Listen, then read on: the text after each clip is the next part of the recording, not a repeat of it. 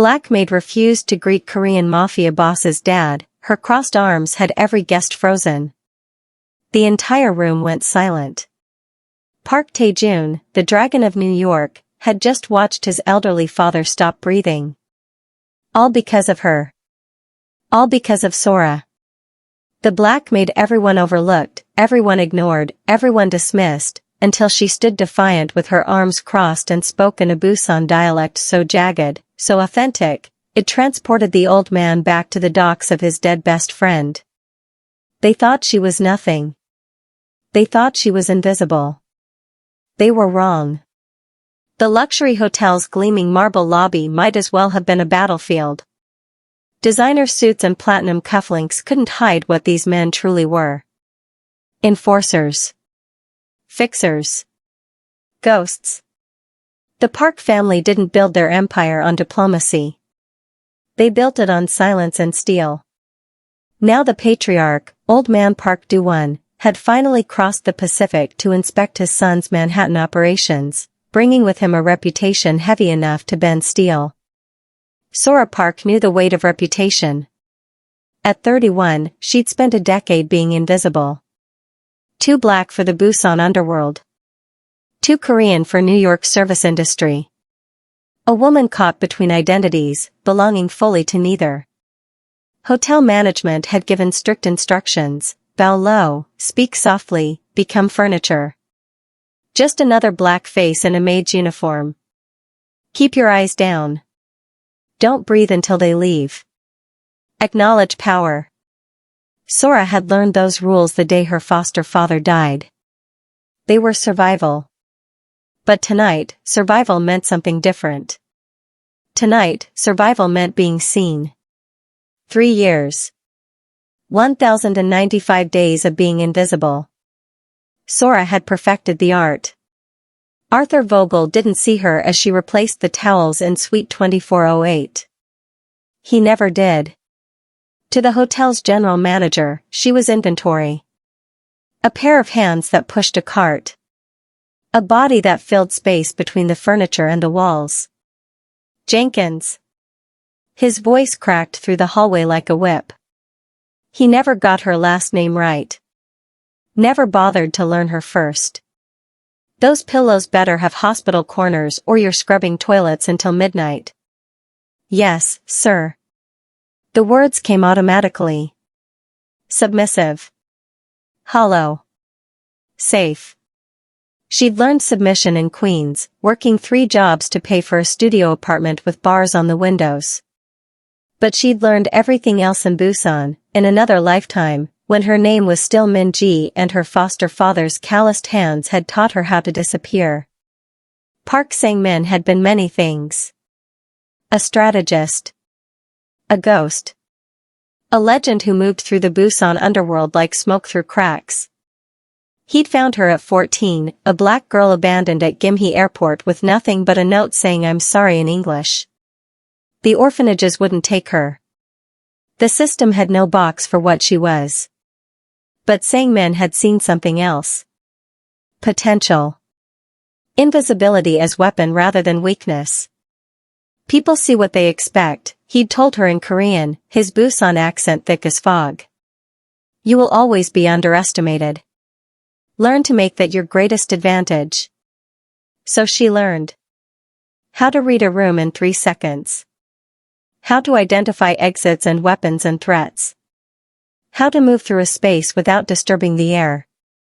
How to listen to conversations in 7 languages while her hands folded sheets with mechanical precision. How to hunt. Sora's cart rolled past the executive elevator. She caught her reflection in the polished brass doors. Black uniform. White apron. Hair pulled back so tight it erased her features. The perfect servant. The perfect ghost. Vogel would have had a stroke if he knew what those hands had done. The surveillance photos taped to her apartment walls. The financial records she'd compiled tracking every dollar Jean Woo had stolen from the Park family coffers. The 10 years she'd spent building a case while scrubbing floors and changing pillowcases. Her phone buzzed. A single text from an encrypted number, He arrives tomorrow. 6 p.m. Park Do-won. The patriarch. Sang-min's blood brother. The man who'd held her foster father as he died in that warehouse fire. The man who didn't know she'd survived. Sora's hands didn't shake as she smoothed the duvet in Suite 2410. They never shook. Sang-min had trained that weakness out of her before she turned 16. Tomorrow, the invisible maid would become visible. Tomorrow, Minji would come home. Tonight, she had one more shift under Arthur Vogel's contempt. One more night of being nothing. She'd learned patience in Busan too. The black Mercedes convoy arrived at 5:47 p.m. 13 minutes early. Sora watched from the service corridor, her hands gripping the handle of a laundry cart that didn't need moving. Park Do-won emerged like a king inspecting conquered territory. 73 years old but moving with the deliberate precision of a man who'd survived 5 decades in a business where most died young. His suit was darker than midnight. His expression was carved from stone. Behind him came the entourage. 12 men in identical black, each one a weapon wrapped in expensive fabric. And in the center, Park Tae-jun, the son, the dragon of New York, the man who'd spent 15 years proving he was worthy of the family name. The hotel's general manager practically genuflected. "Mr. Park, it's an honor." Do-won didn't acknowledge him. His eyes swept the lobby like a general surveying a battlefield, cataloging threats and weaknesses in a single glance. Sora felt her pulse slow. Sang-min had taught her that too. When the moment arrives, your body knows. Heart rate drops. Vision sharpens. Time becomes elastic. The entire staff had lined up like soldiers.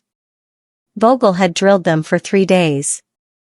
Bow at precisely 45 degrees. Keep your eyes down. Do not speak unless addressed. Show respect to the man who owns half of Busan and a quarter of Manhattan's underground.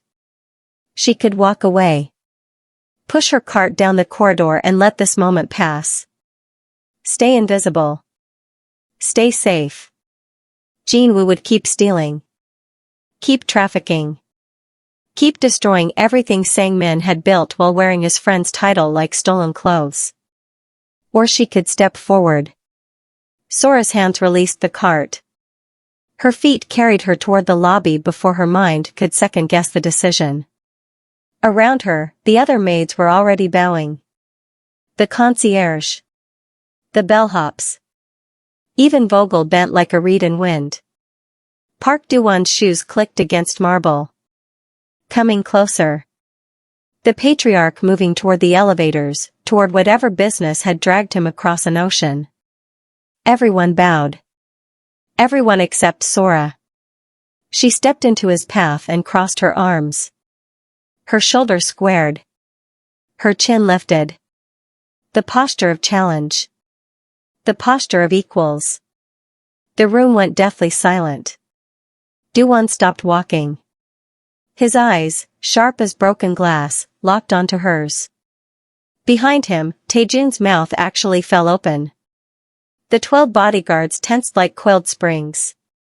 Vogel's face turned the color of spoiled meat. "Jenkins. What the hell do you?" Sora spoke in Korean. Not the polite Seoul dialect they'd expect from a language app. The rough, jagged Busan of the 1990s docks. The Korean of broken bottles and blood on concrete. The Korean of her foster father. Ajushi. Old uncle. A term of familiarity that bordered on disrespect. You've gotten slower in your old age. I saw 3 exits you didn't check. Park Do-won's face went absolutely blank. Then his hand moved to his chest, fingers pressed above his heart, and Sora knew he'd recognized the voice of a ghost. Park Do-won's hand stayed pressed against his chest. For 3 heartbeats, he didn't breathe. Didn't blink. The entire lobby had become a photograph, every guest frozen, every bodyguard's hand hovering near concealed weapons. Then the patriarch's voice came out like gravel scraping stone. Your Korean name. Not a question. A command from a man who'd built an empire on absolute authority. Sora felt the weight of 10 years compress into this single moment. Every night spent tracking Jin-woo's movements. Every shift spent invisible and ignored. Every memory of Sang-min's calloused hands teaching her to survive. Park Min-ji. The name landed like a grenade. Taejun actually staggered backward. One of the bodyguards dropped his phone. The sound of it hitting marble echoed through the silence like a gunshot. Impossible. Taejun's voice cracked. Min-ji died. The warehouse fire. Jin-woo's report said. Jin-woo lied. Sora's eyes never left Do-won's face. He lies about everything. Where the money goes. Who authorized the trafficking routes? What happened the night Sang-min Oppa died? Do-won's expression finally moved. A fracture in the stone. His lips parted and the word that emerged was barely audible. E.g. Little one. It was the name Sang-min had called her.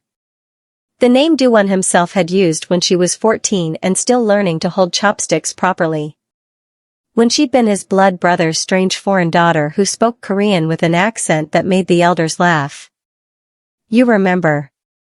Sora's voice stayed steady, but something in her chest cracked. The summer I turned 15.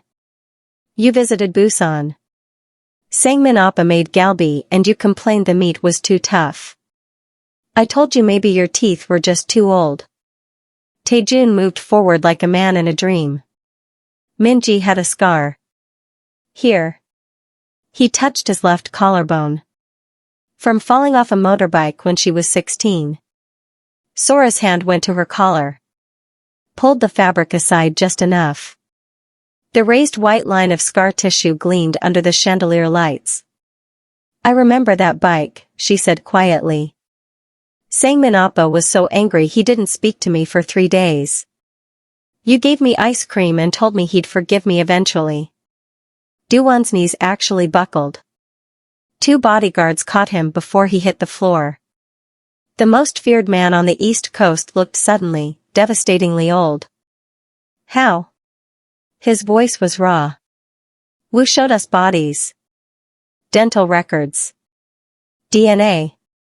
Jin-woo is very good at making people disappear. Sora's tone went cold. He's been doing it for a decade. Trafficking routes from Busan to Manila to New York. Using Park family infrastructure. Your infrastructure. While you thought your best friend's daughter was Ash. The patriarch straightened. Something dangerous flickered behind his eyes. Show me, Do-won said. Show me everything. The private dining room on the 42nd floor had windows overlooking Manhattan like a kingdom laid out for inspection. Do-won sat at the head of the table, Taejun to his right, 4 senior lieutenants forming a semicircle of power. Sora stood by the door. Still in her maid's uniform. Still holding a tea service that management had sent up because even during a family crisis, the parks required impeccable hospitality. Jin-woo has been careful, Taejun was saying, spreading financial documents across the table. The money moves through shell companies. Hong Kong. Singapore. Vancouver. By the time it reaches Manila, it's untraceable. Do-won's fingers drummed against mahogany.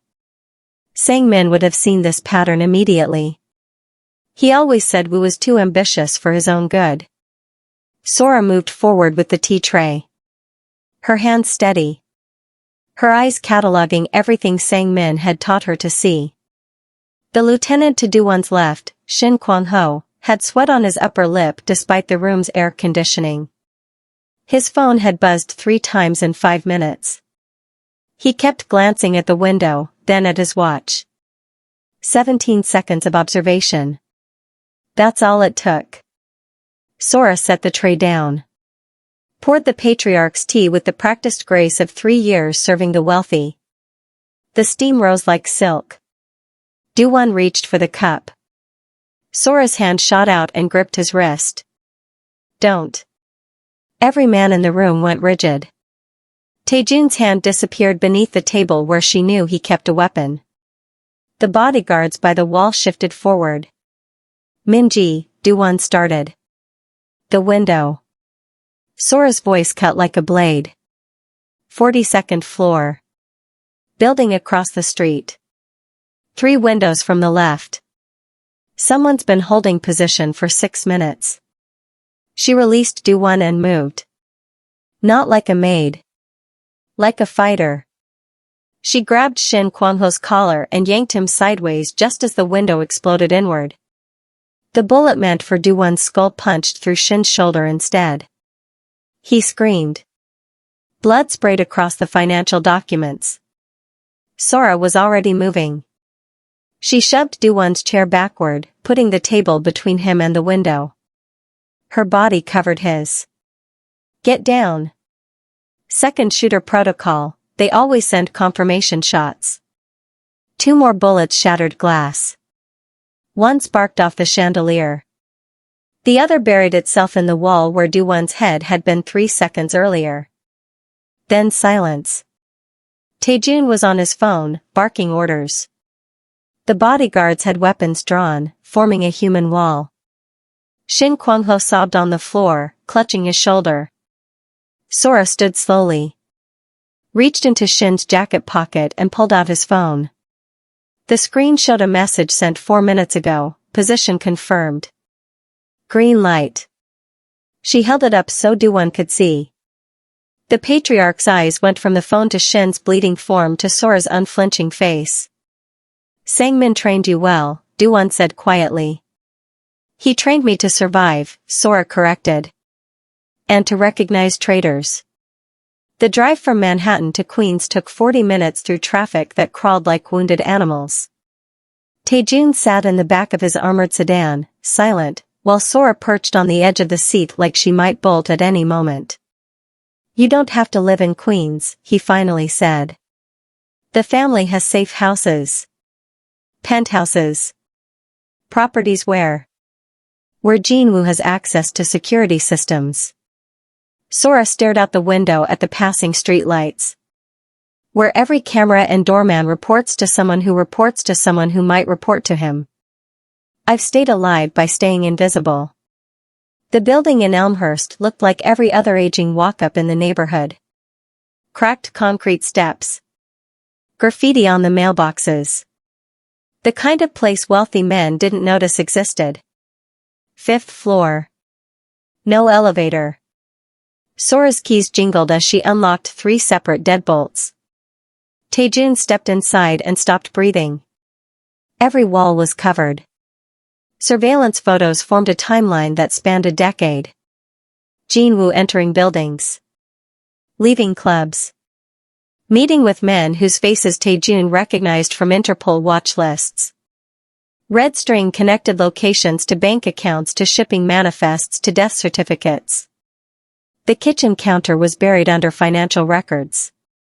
Ledgers showing money flowing out of Park family accounts into offshore shells. Transaction records from wire transfers that should have funded legitimate shipping operations but instead purchased cargo containers full of human beings. Jesus Christ. Taejun moved closer to the wall. This is Minji, this is 10 years of investigation. Professional level surveillance. How did you? Sang-min Appa didn't just teach me to fight.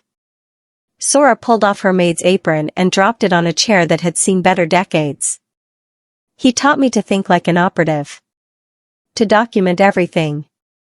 To build cases that could survive in court or in blood, depending on which kind of justice the situation required. Taejun's finger traced a photo dated 3 months after the warehouse fire. Jinwoo shaking hands with a Manila Port Authority official. You've been tracking him since the beginning. Since the night I crawled out of that warehouse with 3rd-degree burns and Sang-min Appa's blood on my hands. Sora's voice went flat. Jinwoo killed 7 people that night. Made it look like a gas leak. Showed your father dental records from a morgue he controlled. He's been untouchable because he's careful. Because he's patient.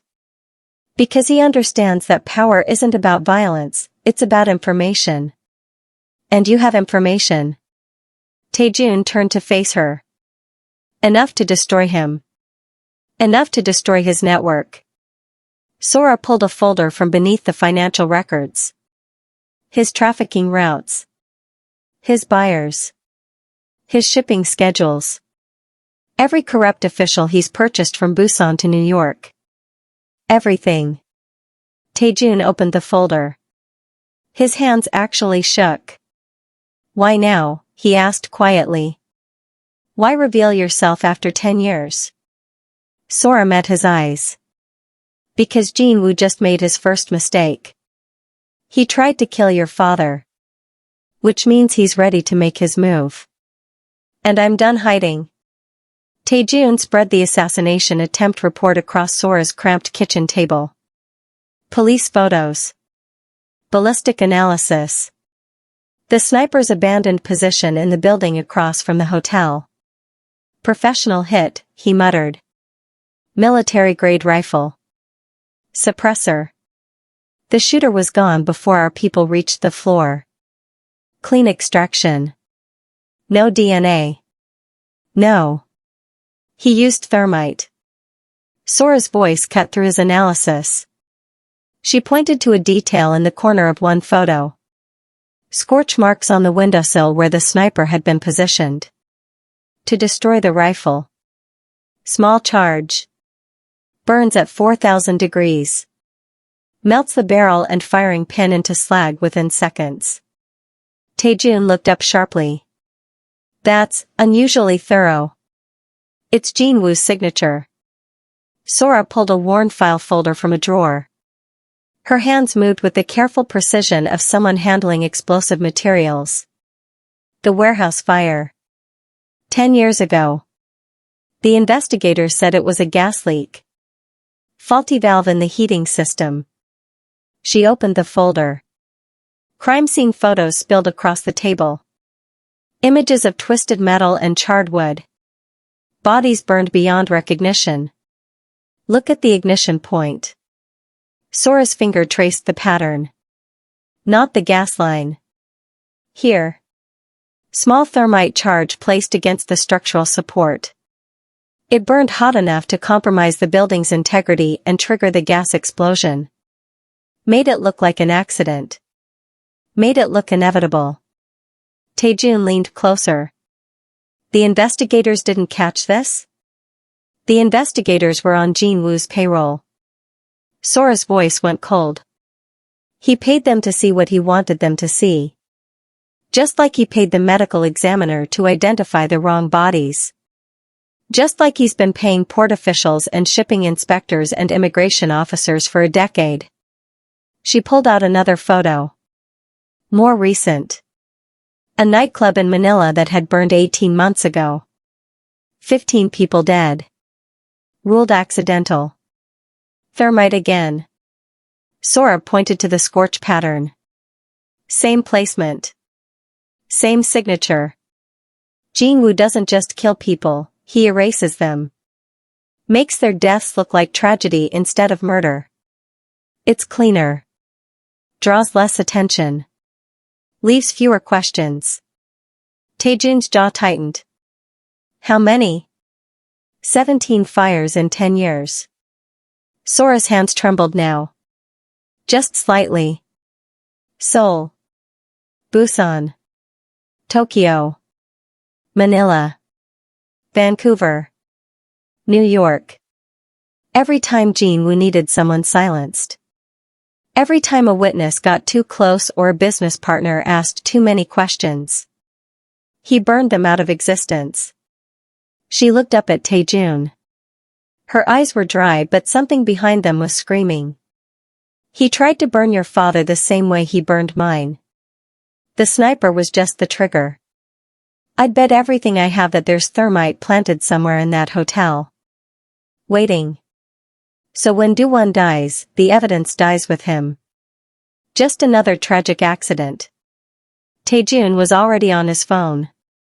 We're evacuating the building. Now. Mount Sinai Hospital smelled like antiseptic and secrets. Shin Kwang-ho occupied a private room on the 8th floor, guarded by 2 Park family soldiers who looked bored enough to be dangerous. Sora walked past them carrying a mop bucket. Hospital scrubs. ID badge clipped to her chest that said sanitation services in English and Korean.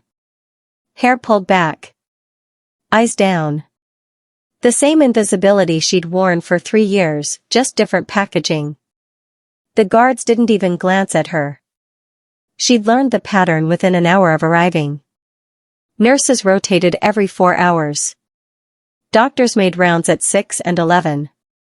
Security cameras covered the hallway but had a 3-second gap when the feed switched between recording banks. The cleaning staff was supposed to service the room at 9 p.m. Sora arrived at 8:47 p.m. 13 minutes early. Let herself into the supply closet next to Shin's room where the walls were thin enough to hear breathing. She waited. At 8:52, Shin's phone rang. She heard him answer in Korean. I can't talk long. The guards are outside. A pause. Then, the old man's alive. The bitch ruined everything. Sora's hands tightened on the mop handle. No, she's legitimate. Park Min-ji.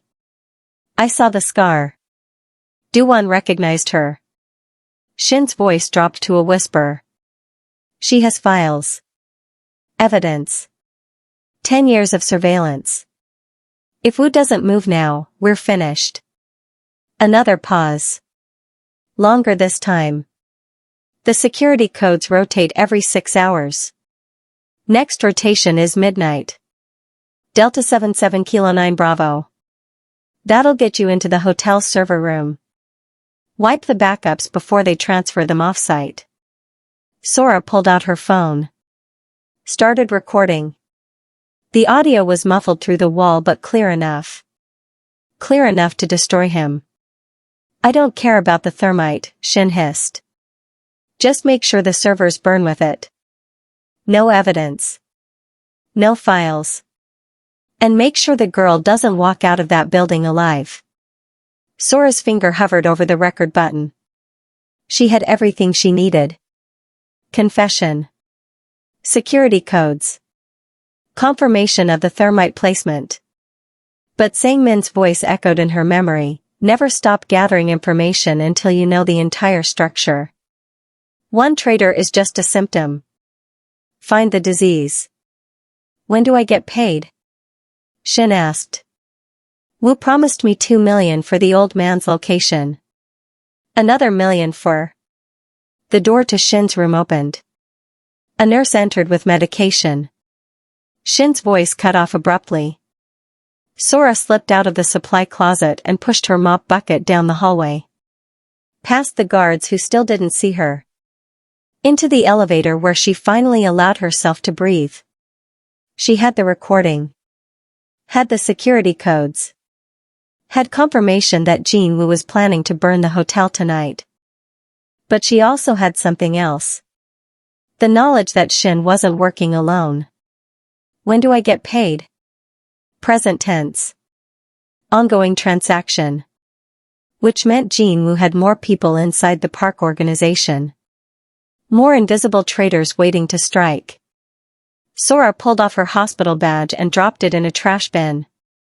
Time to stop being invisible. Time to become the hunter Sang-min had trained her to be. Do-won's suite occupied the entire 45th floor. Floor-to-ceiling windows framed Manhattan like a conquered empire. Sora stood in the center of the room, still wearing her hospital scrubs, while the patriarch sat in a leather chair that looked older than both of them combined. Sang-min bought that chair in Busan, Do-won said quietly. 1987, said it reminded him of his father's study. I had it shipped here when he died. Sora's throat tightened. She remembered that chair. Remembered sitting in it at 14, her feet not quite touching the ground, while Sang-min taught her to read financial ledgers. I brought you something. Du-won reached into his jacket pocket.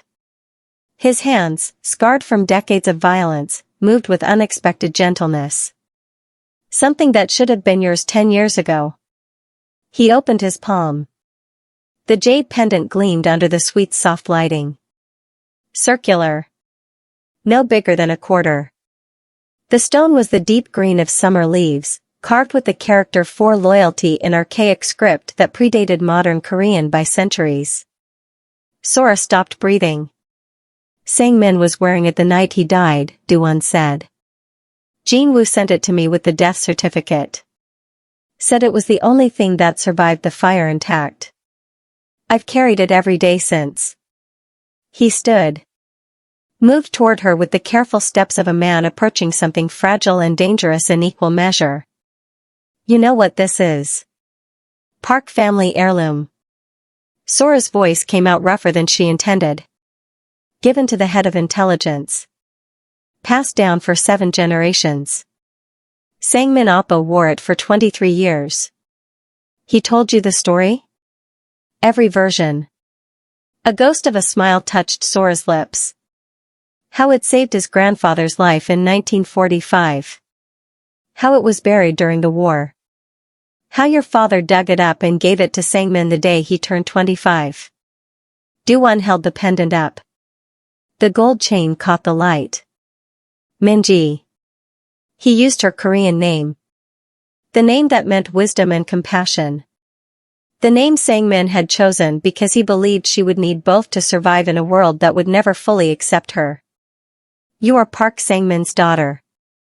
Not by blood. By choice. By training.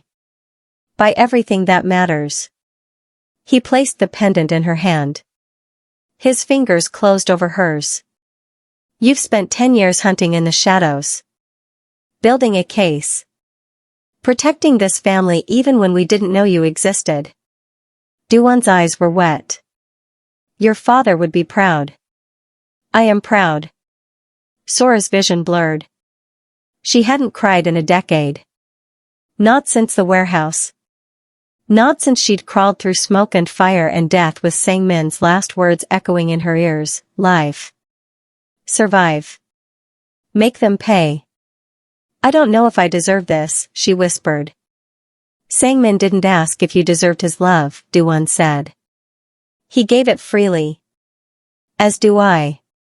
He pulled her into an embrace. The patriarch of the Park family. The man who'd built an empire on fear and respect.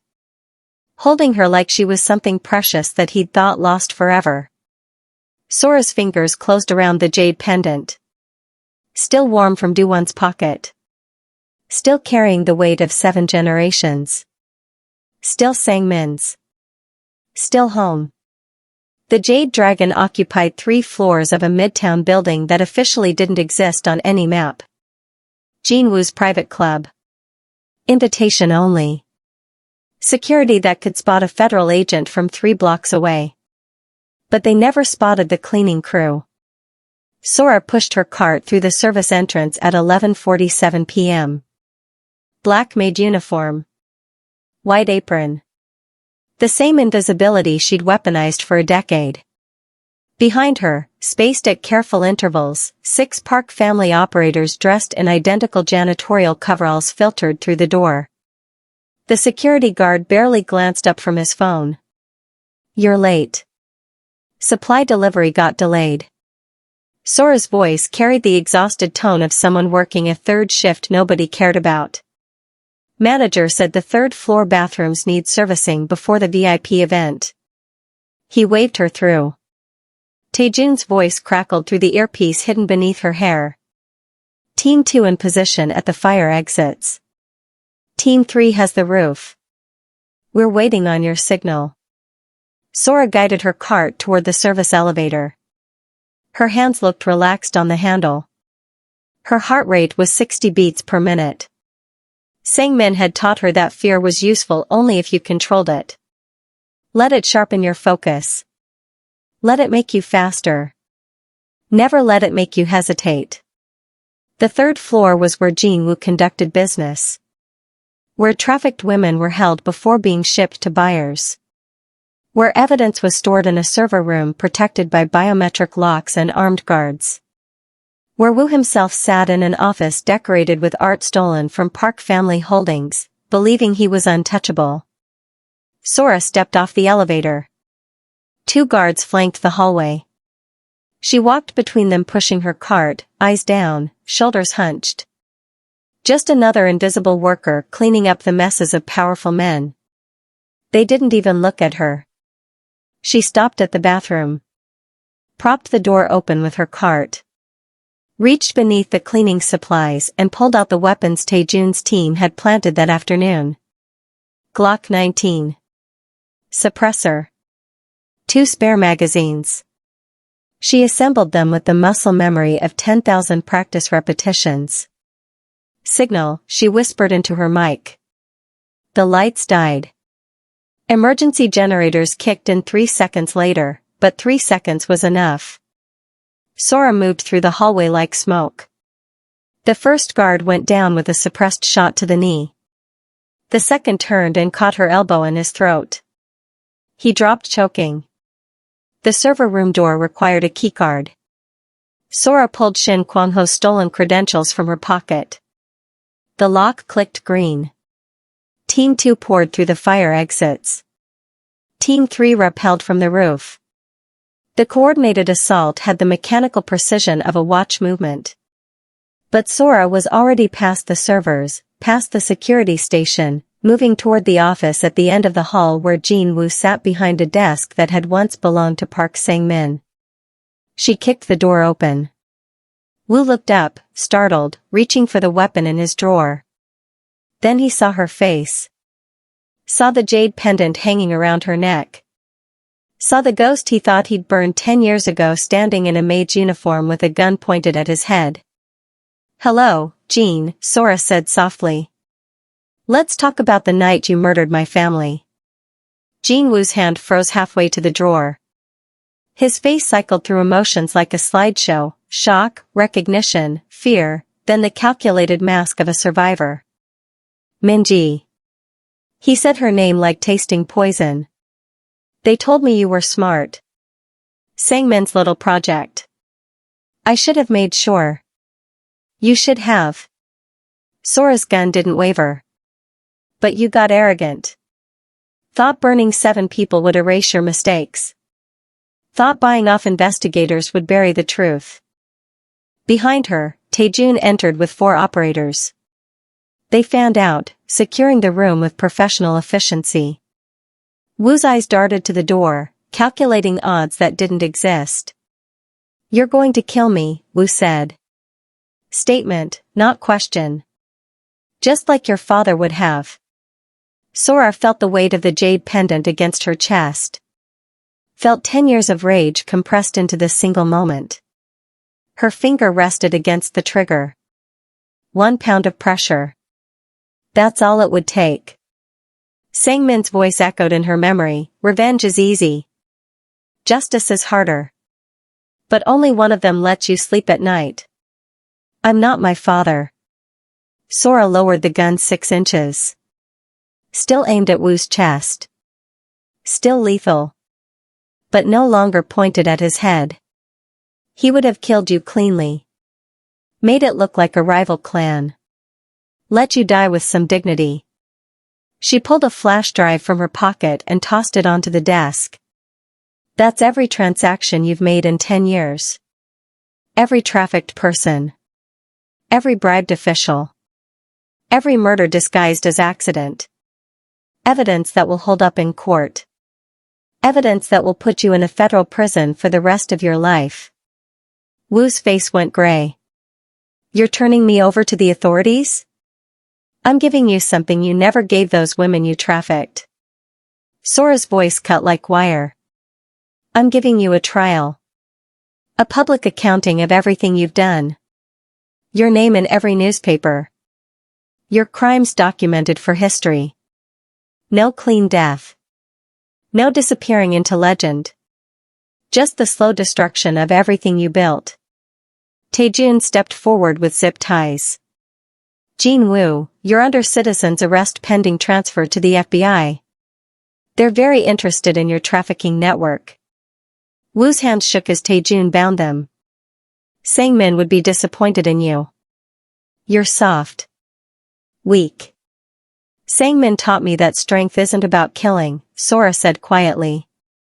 It's about choosing when not to. 3 hours later, she stood in Doowon's suite watching dawn break over Manhattan. The patriarch sat in Sangmin's chair, looking older and somehow lighter than he had in days. The FBI has Wu, Taejun reported. Shin Kwangho is cooperating. The trafficking network is collapsing. It's over. Doowon looked at Sora. What will you do now? She touched the jade pendant. Felt the weight of 7 generations and 10 years of grief finally settling into something like peace. I'd like to accept my father's position, she said. Head of intelligence. If you'll have me. Doowon smiled. Park Minji. Welcome home. Sora looked out at the city where she'd hidden for a decade. Where she'd been invisible. Where she'd survived. She wasn't hiding anymore. She was exactly where she belonged.